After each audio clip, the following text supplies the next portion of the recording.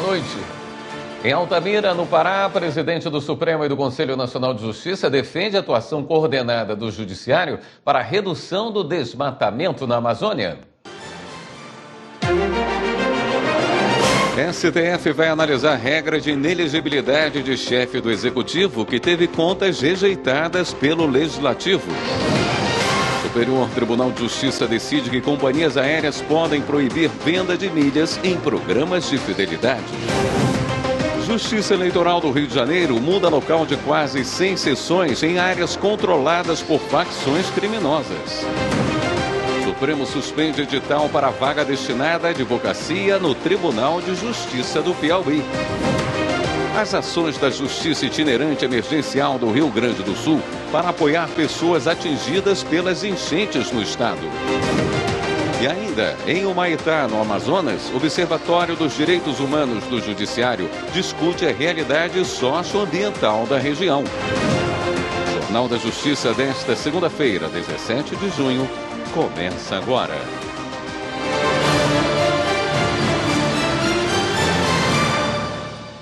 O ministro Alexandre de Moraes, do Supremo Tribunal Federal, determinou que o ex-policial militar Rony Lessa, réu confesso do assassinato da vereadora Marielle Franco e do motorista Anderson Gomes, continue monitorado no complexo penitenciário do Tremembé, para onde será transferido.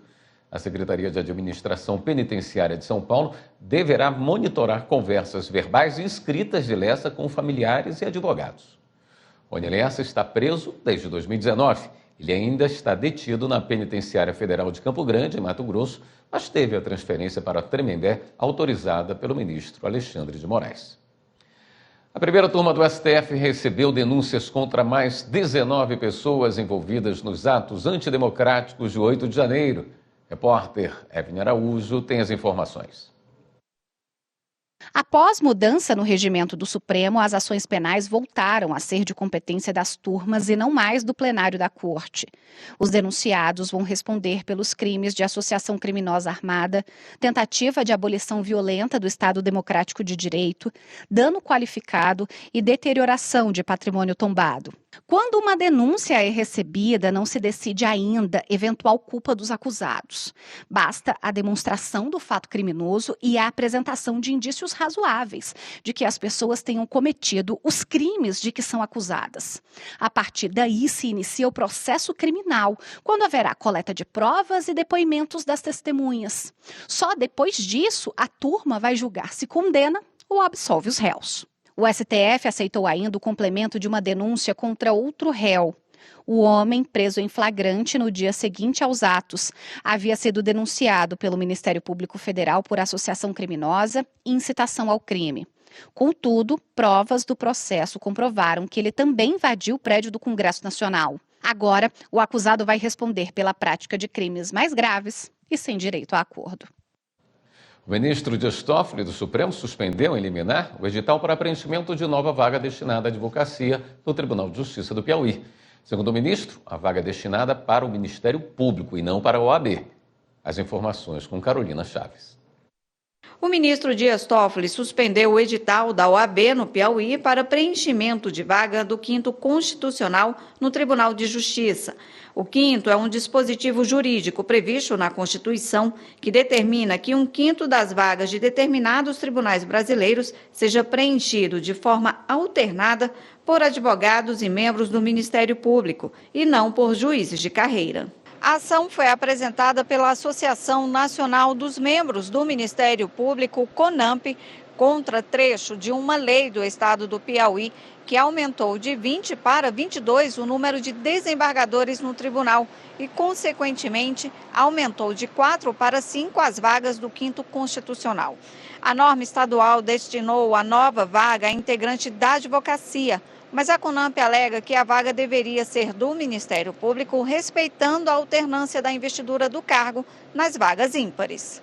Ao analisar o pedido da CONAMP, o ministro Dias Toffoli entendeu que a destinação da 5ª vaga ao 5º Constitucional do TJ Piauí a membro da OAB parece subverter a regra da alternância estabelecida pela Lei Orgânica da Magistratura para a destinação de vagas ímpares. Para o ministro, isso significa, em outras palavras, que em cada composição ímpar do 5º Constitucional preponderar a classe não contemplada na vaga ímpar imediatamente anterior. O ministro Dias Toffoli ainda constatou a urgência da liminar para suspender o edital da OAB, que cria a lista sextupla de indicados e pediu informações em um prazo de 10 dias à OAB do Estado e ao Ministério Público. A decisão já está valendo, mas deve passar por análise do plenário da Corte, que pode referendar ou não a liminar. O presidente do STF e do CNJ, ministro Luiz Roberto Barroso, esteve na Paraíba, onde conversou com estudantes e com juízes do Estado. Foi a terceira visita do programa Diálogos da Magistratura. E quem traz os detalhes é Ludmila Costa. O presidente do Supremo Tribunal Federal e do Conselho Nacional de Justiça, ministro Luiz Roberto Barroso, foi recebido por juízes, desembargadores e pelo presidente do TJPB, desembargador João Benedito. É uma honra sempre para nós. O ministro que sempre está disponibilizado ao diálogo, ele está participando exatamente desse programa Diálogos da Magistratura. É o terceiro estado que ele vem, é uma conversa que ele tem com a magistratura, sempre com o sentido de melhorar. Eu vou conversar com os juízes sobre os mecanismos para fazer com que o judiciário seja mais eficiente. A justiça não é propriamente um poder ou só um poder. A justiça é um serviço que se presta à sociedade. De modo que a minha obsessão é melhorar a qualidade da justiça e trabalhar para recrutar os melhores profissionais para serem juízes. A visita faz parte do programa Diálogos da Magistratura, iniciativa da Associação dos Magistrados Brasileiros, STF e do CNJ, com o apoio da Associação dos Magistrados da Paraíba e do TJPB. A ideia é que o presidente do Supremo Tribunal Federal possa visitar os estados, encontrar com aquele juiz que está lá na ponta, na cidade mais distante, que é aquele primeiro contato do cidadão com o judiciário. A agenda do ministro na Paraíba começou com uma palestra para estudantes de 9 escolas públicas estaduais. Luiz Roberto Barroso foi recepcionado com uma quadrilha junina e a apresentação da Orquestra do Prima, programa de inclusão através da música e das artes.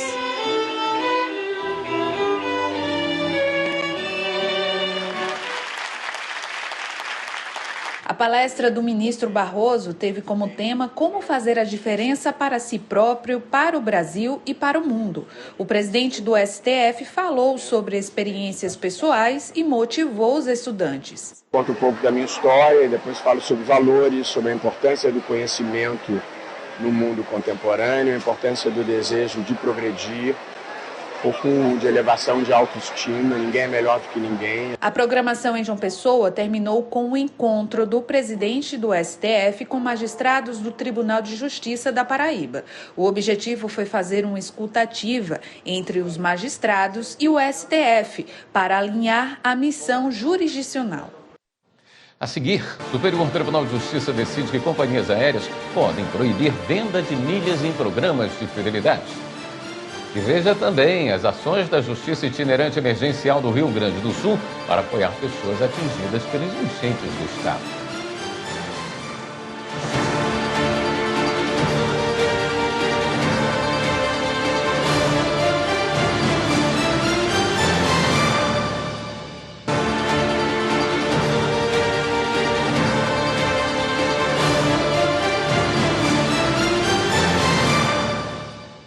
Companhias aéreas podem proibir venda de milhas em programas de fidelidade. É o entendimento da terceira turma do Superior Tribunal de Justiça. Repórter Samanta Peçanha tem mais informações.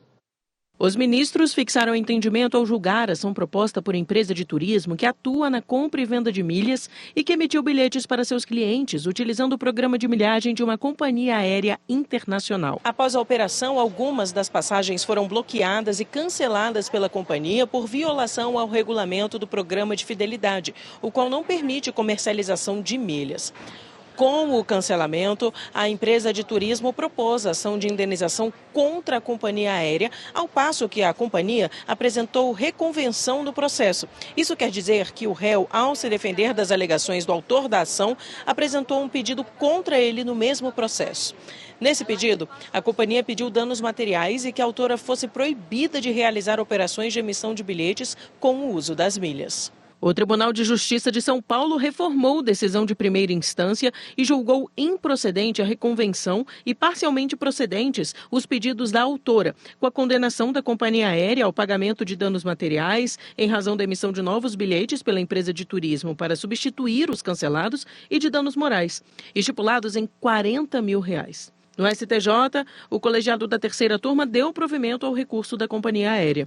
O relator, ministro Marco Aurélio Belize, explicou que a proibição do comércio de milhas não viola as normas que regulam os contratos ou o Código de Defesa do Consumidor.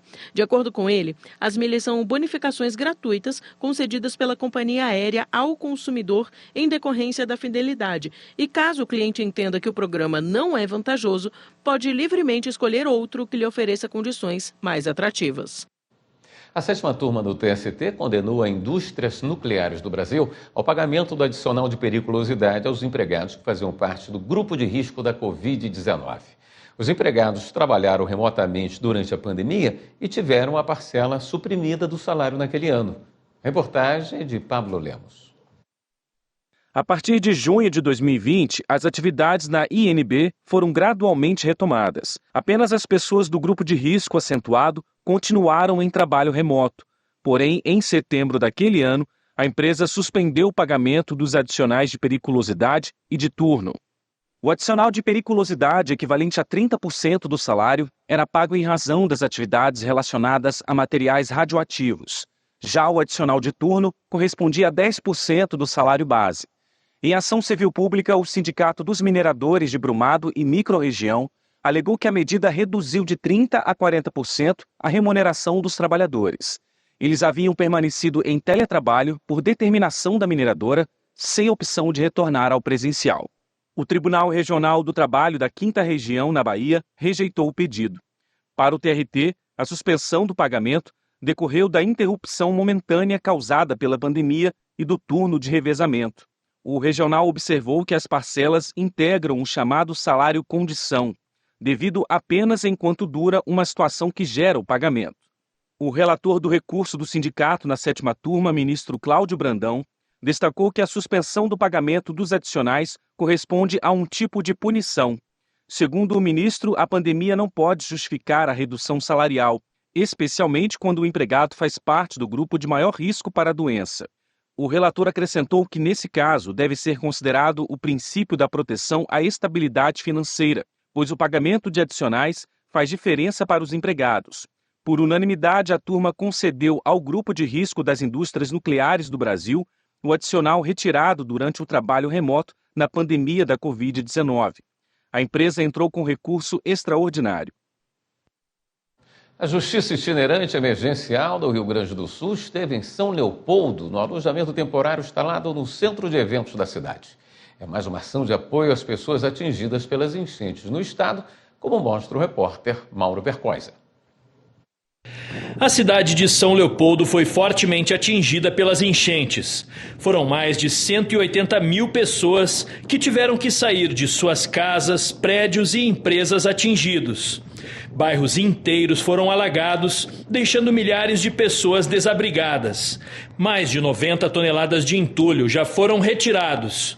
O cenário de destruição, aos poucos, vai dando lugar à esperança de tempos melhores.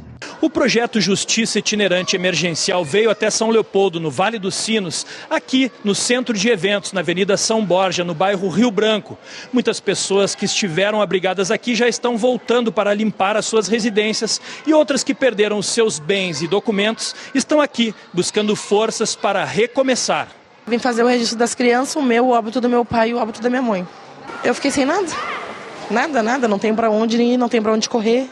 A juíza Jaqueline Hoffler, diretora do Fórum da Comarca de São Leopoldo, destaca que 2/3 da cidade foi gravemente impactada pela enchente e que é importante a presença do Poder Judiciário para solucionar as demandas dos cidadãos. Que o município de São Leopoldo tem em torno de 230 mil habitantes, mais de 180 mil foram atingidos então, né? 2/3 da população teve que sair de suas casas.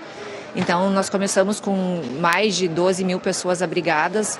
Hoje nós temos em torno de 4.500 pessoas em abrigos ainda. Esses aqui é um dos maiores ainda que restaram, que é do centro de eventos da cidade. Nós temos hoje aqui mais de 500, 600 pessoas e estamos recebendo mais umas 200 que estão vindo de abrigos que estão sendo desativados. A presença de juízes e servidores do Poder Judiciário traz um novo ânimo aos cidadãos. Aqui eles têm acesso direto para resolver demandas jurídicas e de documentação. Para a juíza de direito Juliana Cardoso, é importante fazer uma ação integrada de cidadania com várias instituições jurídicas para atendimento imediato daqueles que estão sofrendo grandes perdas neste momento. É uma ação super importante, né? Nós estamos aqui nessa primeira ação da Justiça Itinerante na comarca de São Leopoldo. Foi uma comarca muito atingida, né? Proporcionalmente, nós tivemos aí num ranking do estado de São Leopoldo como a 4ª cidade mais atingida, né? Com a população mais afetada pelas enchentes.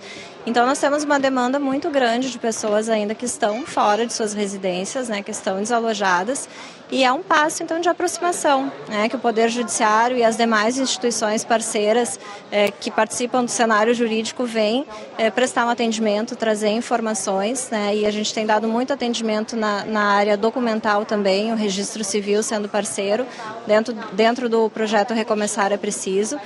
E isso é uma ação de cidadania, para que as pessoas possam retomar, reiniciar e receber a orientação correta.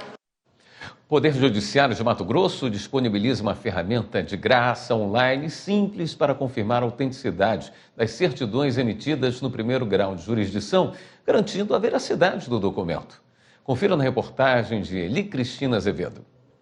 Ao aceitar uma certidão negativa como prova da ausência de dívidas fiscais e tributárias ou como prova da ausência de pendências processuais em nome de uma pessoa, empresa ou bem, é preciso estar atento à veracidade do documento para não correr riscos desnecessários. Para que o cidadão não caia em golpes ou fraudes, o Judiciário de Mato Grosso disponibiliza uma ferramenta para verificar a autenticidade da certidão negativa apresentada. O serviço é gratuito, online e muito simples, mas que faz toda a diferença. No sistema SEC, a gente tem uma funcionalidade disponível para isso, para verificar a autenticidade da certidão. Até em 90 dias após a emissão da certidão, é só informar o número da certidão, o CPF da pessoa e a data de nascimento da pessoa. Então, verifica esses dados, a gente faz um cruzamento desses dados e aí verifica se a certidão é falsa ou não. A ferramenta fica disponível na página principal do Tribunal de Justiça de Mato Grosso, no menu Certidões, Emissão e autenticação de certidão, que direciona para o sistema SEC. No menu Autenticidades, ao preencher os dados, o cidadão poderá consultar o documento. Consulta todos os processos criminais e cíveis, né, de todo o Poder Judiciário, em todo o Estado. E aí a autenticidade, ela verifica a autenticidade da certidão. Se for uma certidão criminal, ela vai constar os processos criminais e verificar se realmente aquela certidão disponibilizada é uma certidão verdadeira ou falsa. Você vai ver ainda hoje que o Observatório dos Direitos Humanos do Judiciário está no Amazonas discutindo a realidade socioambiental da região. E a Justiça Eleitoral do Rio de Janeiro muda local de quase 100 sessões em áreas controladas por facções criminosas. Vamos já.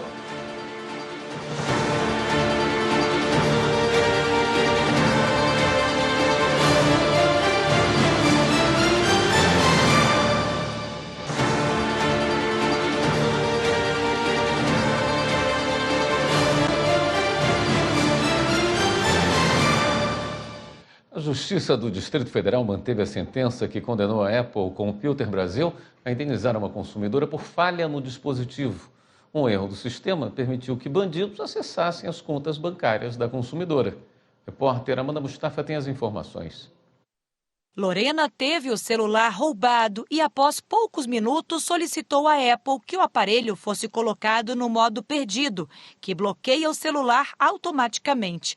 Mesmo com a confirmação do pedido pela empresa, os bandidos conseguiram acessar o celular da vítima e fizeram transações financeiras. Eu tenho os horários, eu tenho os e-mails que comprovam. E, assim, confiando no dispositivo, né? Na segurança do dispositivo, na afirmação de que eles me dariam esse bloqueio de imediato. E isso não foi observado, né? Algum tempo depois, eu, em contato com empresa de telefonia, com o banco, eu descobri que eles tinham conseguido entrar nas minhas contas bancárias, né? Em decisão unânime, o colegiado concluiu que a falha de funcionamento do aplicativo trouxe transtornos à consumidora e condenou a empresa a indenizar a servidora pública por danos morais. A empresa recorreu com o argumento de que não possui capacidade de ativar o modo perdido de um aparelho sem as senhas dos usuários e alegou que a consumidora não adotou as medidas de segurança devidas. Eu achei até meio desaforado, né, a forma do recurso que eles apresentaram, alegando que eu teria fornecido as senhas para os bandidos, sendo que, assim, eu fui vítima de um assalto. E, pelo menos agora, teve essa confirmação no Tribunal de Justiça de R$3 mil em danos morais, né? O colegiado entendeu que a empresa deve ser responsabilizada pelos danos causados em razão da falha na prestação de serviço, já que a consumidora adquiriu o produto confiando na segurança do dispositivo e sofreu transtornos e prejuízos. Justiça condena ex-prefeito de Anapu, no Pará, à prisão por desvio de quase 5 milhões de reais.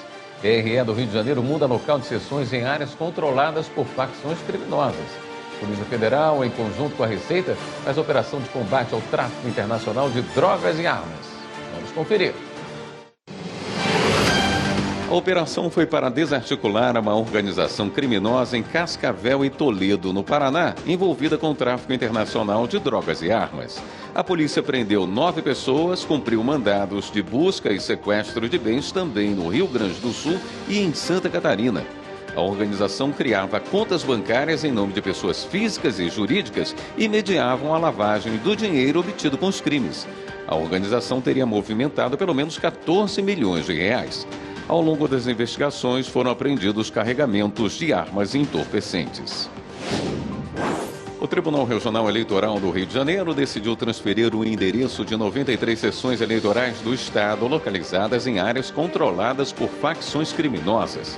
Além disso, solicitou a presença de tropas federais no Rio para as eleições municipais deste ano. De acordo com o TRE, as regiões que tiveram sessões realocadas são consideradas de alto risco, seja pela presença de milicianos ou do tráfico de drogas. A Justiça Federal condenou o ex-prefeito de Anapu, no Pará, Francisco de Assis dos Santos Souza, a 5 anos de prisão pelo desvio de R$4 milhões e 700 mil em recursos públicos.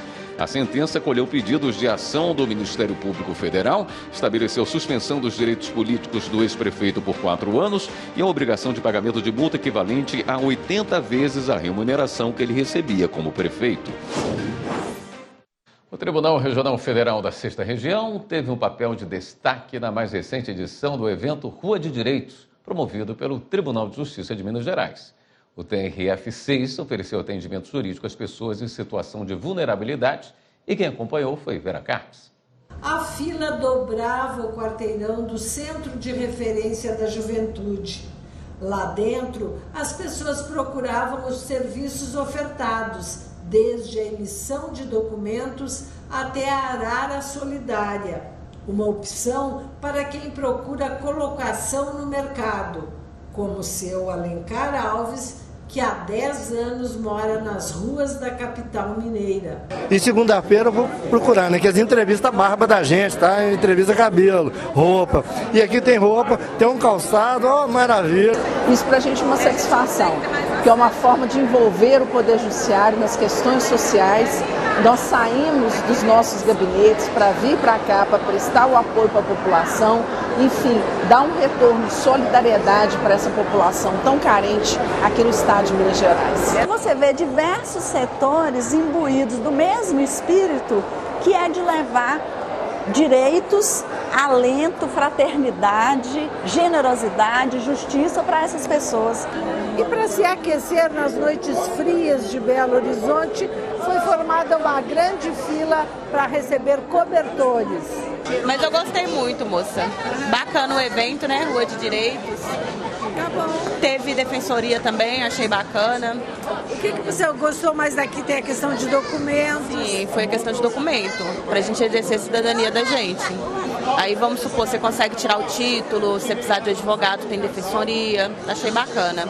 Foi um dia de solidariedade e festa, que culminou de forma vibrante, com as pessoas comemorando com arte e dança a alegria de estarem juntas.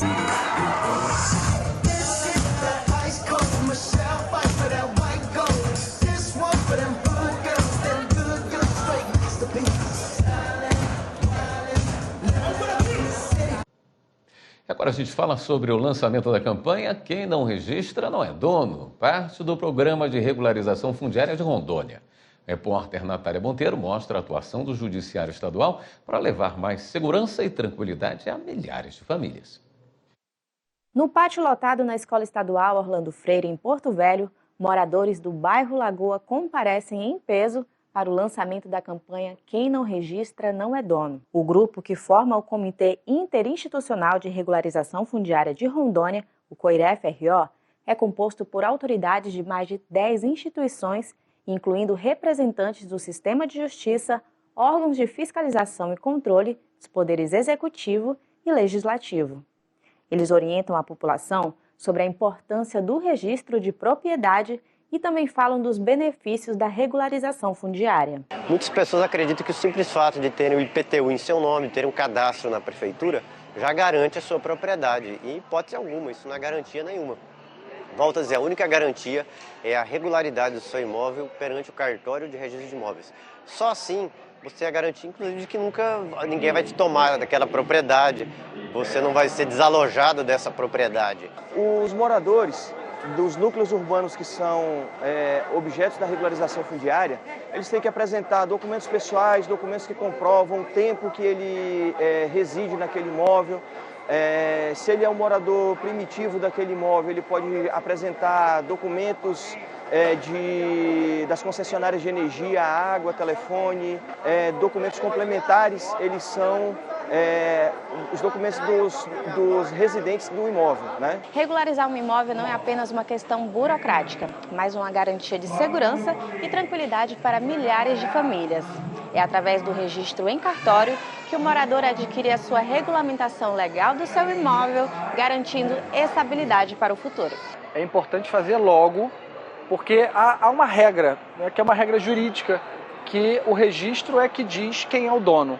Então, quem não tem registro não é dono. Tem uma outra coisa, tem uma posse, mas a posse ela é mais instável, ela é sujeita, né, a contestações. E você consolidando a propriedade no nome da pessoa, você, além de trazer garantia jurídica, traz segurança para a família e você tem até uma valorização patrimonial do seu imóvel e do seu bairro. É ótimo, a regularização. É uma garantia para nós, né? Para nós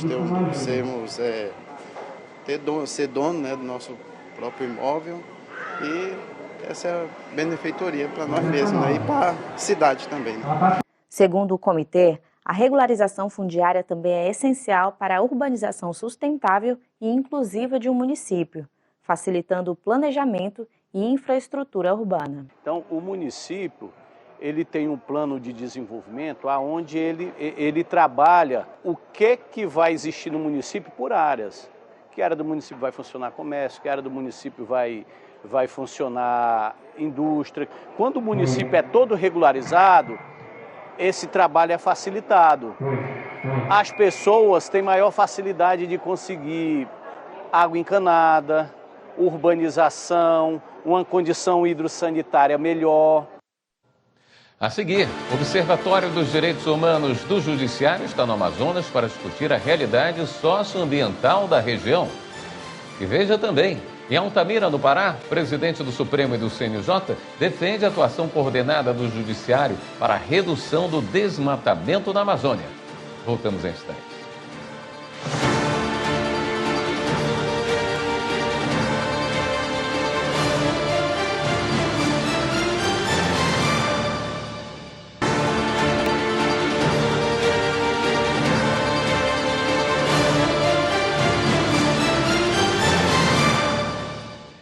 Começou a primeira edição do Programa Judicial de Acompanhamento do Desmatamento na Amazônia, o PROJADA. A iniciativa do Conselho Nacional de Justiça, lançada no ano passado, é para monitorar o desmatamento e a degradação da floresta. O presidente do Supremo Tribunal Federal e do CNJ, ministro Luiz Roberto Barroso, esteve em Altamira, no Pará, maior município do país. Ele sobrevoou áreas que dão uma ideia do tamanho do problema na região. Quem traz mais detalhes para a gente é o repórter Pablo Lemos.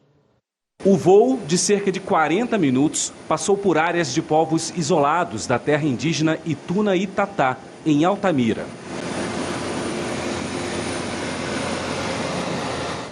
O presidente do Supremo Tribunal Federal e do Conselho Nacional de Justiça, ministro Luiz Roberto Barroso, demonstrou preocupação com o desmatamento na terra indígena, uma das mais afetadas por ações ilegais. Veio uma impressão, uma constatação. Existem, felizmente, várias áreas desmatadas, aparentemente de maneira irregular, tanto por serem terras públicas, por serem terras indígenas, ou por não respeitarem a reserva legal. Temos um problema que precisamos enfrentá-lo, acho que já vem sendo enfrentado, mas aqui é bem emblemático da situação que nós vivemos de descontrole em relação ao desmatamento aqui na Amazônia. A visita de Barroso à região foi acompanhada pelo IBAMA, Ministério do Meio Ambiente, e pelo ministro do Superior Tribunal de Justiça, Herman Benjamin. O primeiro passo é nós mobilizarmos os países, tivemos o Ministério das Ações Ambientais, para que nós possamos avaliar como a justiça está respondendo a esse desmatamento ilegal. Essa foi a primeira ação local do Programa Judicial de Acompanhamento do Desmatamento na Amazônia, o PROJADA. A iniciativa foi na gestão da ministra Rosa Weber como presidente do STF e do CNJ. O objetivo é monitorar as ações do Poder Judiciário dos estados da Amazônia e garantir a preservação do bioma. Na visita, o ministro do Supremo e do CNJ, Luiz Roberto Barroso, pediu aos tribunais do Pará agilidade em ações de combate ao desmatamento. Cerca de 10 mil processos tratam da questão ambiental na região. Barroso destacou também que o papel do Supremo, ainda que à distância, é valorizar e prestigiar a atuação da justiça local, que tem competência para verificar o que vem acontecendo nessas áreas. Este ano, o projeto atua prioritariamente em 15 municípios da região amazônica com elevados índices de desmatamento. Altamira, no Pará, está em terceiro lugar. Nós viemos aqui justamente para dar o apoio necessário e, eventualmente, a estrutura necessária para enfrentarmos esse problema. O IBAMA já vem atuando, o CMBio também já vem atuando, de modo que o quadro modificou-se para melhor. Mas, mesmo assim, é necessária a intervenção judicial. Às vezes, a política local não tem um incentivo próprio para esse enfrentamento, porque tem custo político e o judiciário é que deve desempenhar esse papel. Após o voo, o ministro participou de uma reunião no Fórum de Altamira com a presença de autoridades ligadas ao tema ambiental. Começou hoje, vai até sexta-feira, mais uma edição do Justiça Itinerante Cooperativa, programa do Conselho Nacional de Justiça em parceria com instituições do poder público. Desta vez, a iniciativa está sendo no sul do Amazonas. Durante 5 dias, profissionais de 50 órgãos ofertam atendimentos para garantir o acesso à justiça e a promoção da cidadania. Como parte da programação, foi promovida hoje à tarde a primeira reunião de 2024 do Observatório dos Direitos Humanos do Poder Judiciário do CNJ. Marta Ferreira tem mais informações. A iniciativa está sendo nas cidades de Humaitá, onde vivem mais de 57 mil pessoas, e em Lábrea, que tem cerca de 45 mil habitantes. Os dois municípios ficam no sul do estado do Amazonas. Pela manhã, centenas de pessoas começaram a ser atendidas. Na primeira etapa, foi feita uma triagem para saber qual a demanda de cada um. Na sequência, os moradores foram encaminhados para cada órgão específico. Esses atendimentos estão sendo feitos nos períodos da manhã e da tarde.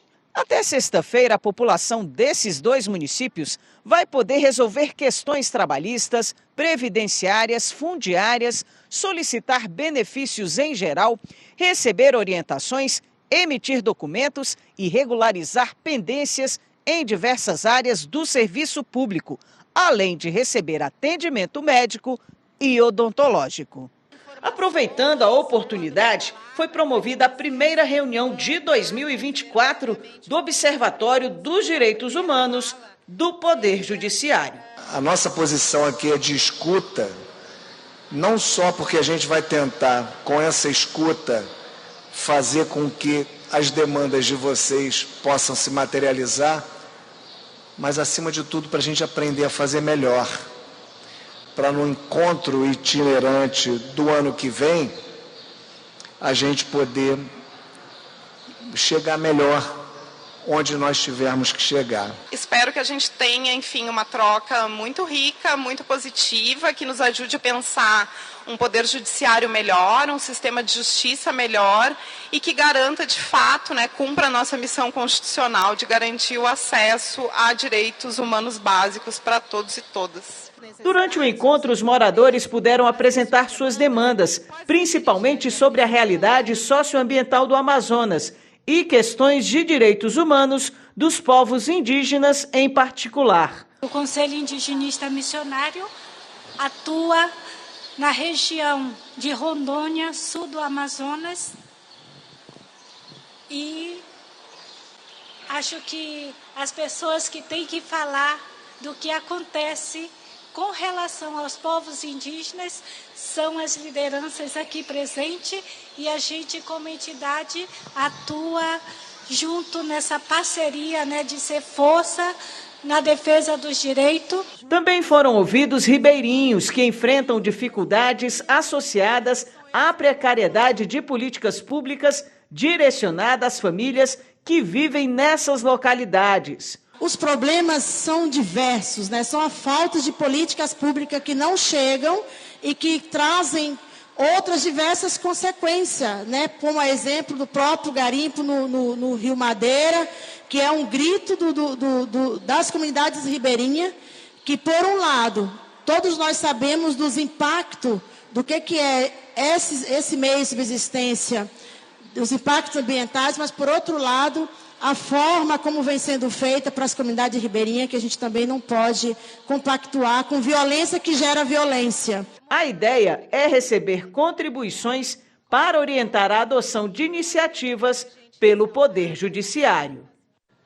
Começou hoje no Tribunal de Justiça do Ceará a inspeção ordinária da Corregedoria Nacional de Justiça.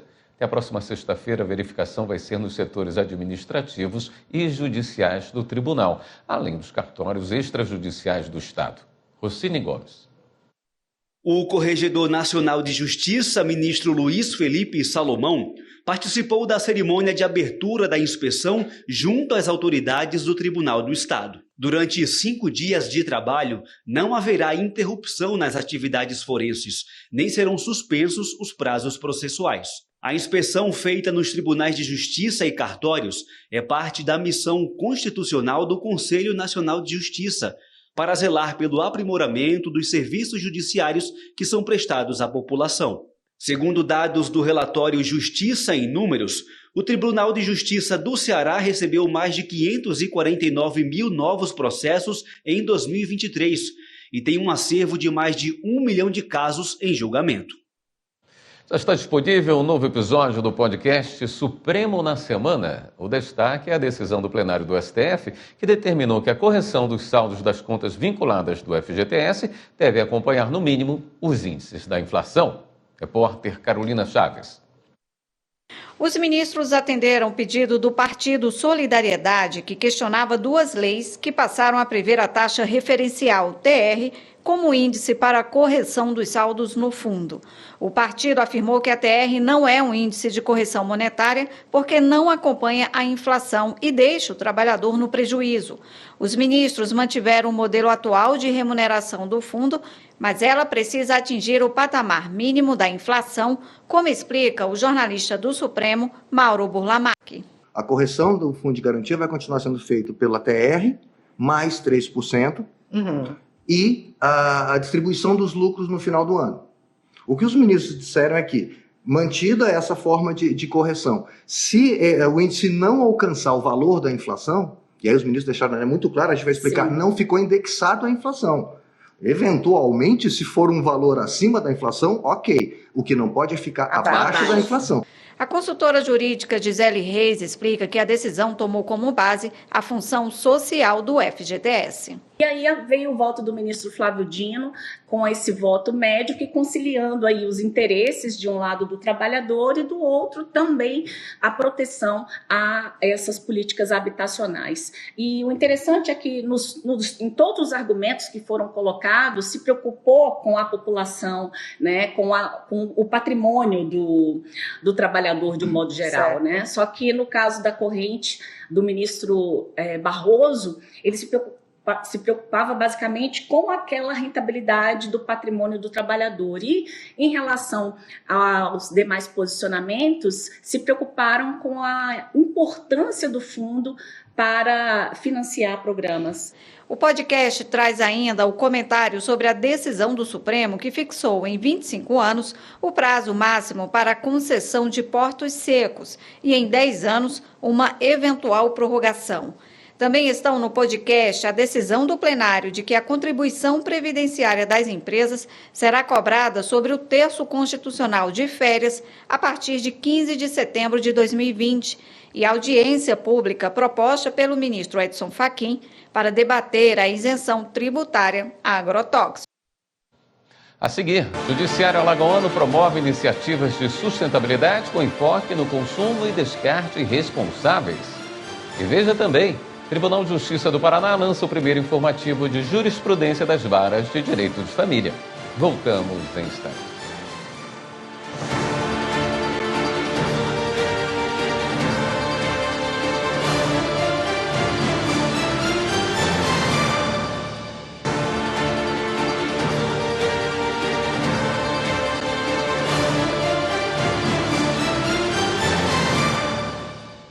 O Supremo Tribunal Federal vai decidir se a regra que afasta a pena de inelegibilidade a gestores públicos que tiveram prestação de contas reprovadas por tribunais de conta pode ser aplicada nos casos em que o julgamento seja de competência do Poder Legislativo.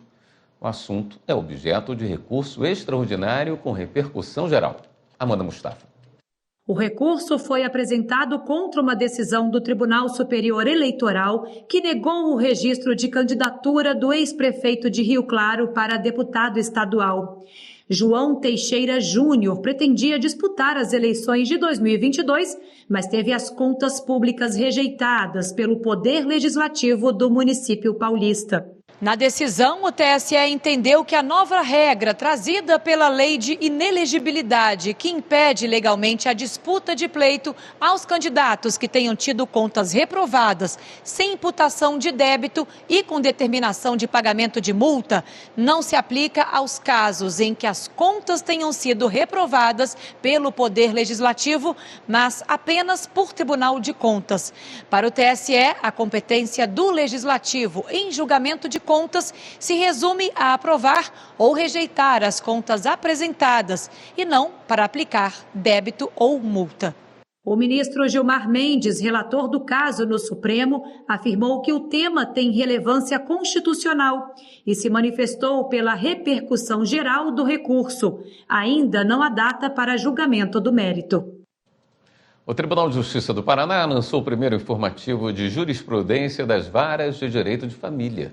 O boletim reúne as principais decisões de magistrados do TJ sobre o tema, com matérias relevantes para a comunidade jurídica. Repórter Igor Paulinho. Era uma demanda antiga no judiciário paranaense. Finalmente vamos conseguir lançar a jurisprudência das varas de família, que é um sonho acalentado há muitos anos e que era uma demanda muito grande da nossa sociedade. O informativo de jurisprudência traz a compilação das decisões judiciais sobre matérias do direito das famílias, direito da criança e do adolescente e direito das sucessões. O material reúne as íntegras dos acórdãos da 11ª e 12ª Varas Cíveis, servindo de referência para casos semelhantes analisados pela comunidade jurídica. Não se trata só de um informativo, é de um momento em que nós finalmente conseguimos atender pedidos de toda a comunidade jurídica. E esta lacuna que o Tribunal de Justiça do Estado do Paraná hoje preenche é de extrema importância. Para o lançamento do material, foi organizado um evento que debateu a aplicação do Protocolo de Perspectiva de Gênero no direito da família. O lançamento do boletim, com os acordos das Câmaras de Direito e Família, do Tribunal de Justiça do Estado do Paraná, desenvolvido sob a perspectiva de gênero, representa um marco histórico na caminhada pela igualdade e pela justiça. Especialista na matéria, o desembargador Eduardo Salomão Cambi lançou durante o evento a obra Direito das Famílias com Perspectiva de Gênero. Esse livro é fruto das inquietações diárias de um magistrado que julga casos de direitos de família. Na solução de cada processo, envolvendo a possibilidade de incidência do protocolo, foi muito importante o diálogo com os assessores e estagiários do meu gabinete, o confronto com as teses trazidas pelos advogados, a contribuição valiosa do Ministério Público e o debate profícuo com os colegas desembargadores. Olha essa iniciativa do Tribunal de Justiça de Alagoas, que bacana. É o programa TJ Eco Consciente e Solidário, que incentiva práticas de consumo e descarte responsáveis. São medidas que, além de reduzir gastos, trazem benefícios para o meio ambiente. 3 comarcas e um gabinete foram premiados durante o evento. Em Viçosa, houve uma redução de 61,18% no consumo de energia. Esse número se deve à responsabilidade dos funcionários. Nós temos uma equipe de servidores maravilhosa em Viçosa, pessoas muito conscientes, ninguém fica deixando o aparelho de ar-condicionado ligado à toa, energia elétrica, as lâmpadas são apagadas quando a gente sai, e também alguns servidores em teletrabalho, né? Então acho que também isso contribuiu para a redução no consumo.